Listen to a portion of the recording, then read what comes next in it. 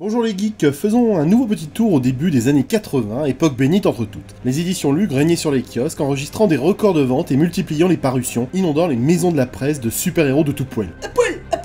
Aujourd'hui, arrêtons-nous un instant sur le bon souvenir de l'année 1981, où les éditions Lug lancent un trimestriel appelé Strange Special Origins, qui publie les premières aventures de super-héros comme l'Araignée, les Fantastiques ou Hulk, le tout commenté s'il vous plaît par Monsieur Stanley lui-même. T'as pas connu ça, gamine, hein? Mais non, j'étais pas né du con. Ce trimestriel avait vraiment pour vocation d'expliquer aux fans que nous étions les origines des héros et des vilains du monde de Stan Lee. Rempli de rééditions, le magazine nous permettait de découvrir avec émotion les premières aventures de nos héros préférés. On y trouvait bien sûr des histoires inédites, mais également des récits anciens publiés dans les années 60 et 70, que ce soit en France ou aux États-Unis. L'occasion de répondre à des questions existentielles qui titillaient les fans.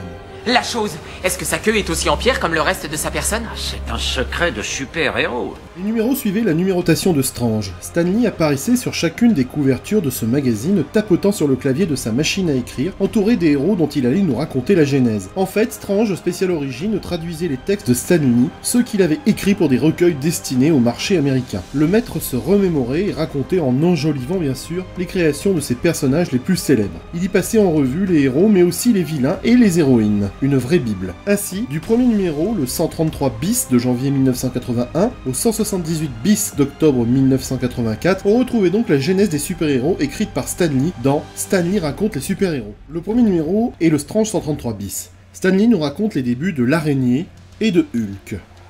Puis, ce sera au tour de Thor dans le 136. Puis des 4 Fantastiques dans le 139. Les 4 Fantastiques. Reed Richards, est-ce que son corps peut s'étirer? Je veux dire, est-ce qu'il peut aussi étirer ça? Oui, je vois ce que vous voulez dire. On n'évoquait jamais ce genre de choses à l'époque. On n'aurait pas eu l'agrément de la censure. Dans le 142, il parle de Daredevil, et il évoquera les aventures de Iron Man et du surfeur d'argent dans le numéro 145. J'ai beaucoup aimé à l'époque, en tant que jeune adolescent boutonneux, le numéro 154, où il était question des origines de Miss Marvel, de Medusa, de Shanna, sans parler du numéro 157 avec la chatte et Ella. Bah alors, mon petit canaillou! Dans le 160 bis, Stan Lee nous évoque les origines de la Veuve Noire et nous présente également l'affrontement mémorable entre la Chose et Hulk. Le top de cette revue, c'était qu'on avait ajouté à l'intérieur des fiches super-héros détachables sur lesquelles on pouvait lire au dos leurs signes distinctifs.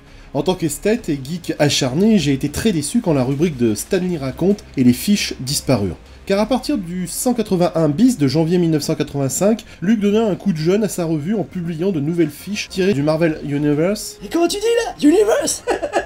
Ce n'était plus Stan Lee raconte, mais Stan Lee présente Marvel de A à Z à mon grand dame. Il n'y avait plus de fiches détachables, puisqu'elles étaient transformées en une page de la revue. C'était moins glamour pour le collectionneur que j'étais. Semi continuera la publication de Strange Special Origins avec Marvel de A à Z jusqu'à la disparition du titre en 1996. Le dernier est le 313 bis en octobre 1996. Rendons grâce à ce magazine collector, bible de l'univers Marvel, pour les lecteurs français. Sans cette revue bénie, nous n'aurions sans doute jamais pu lire les premiers épisodes de nos héros favoris.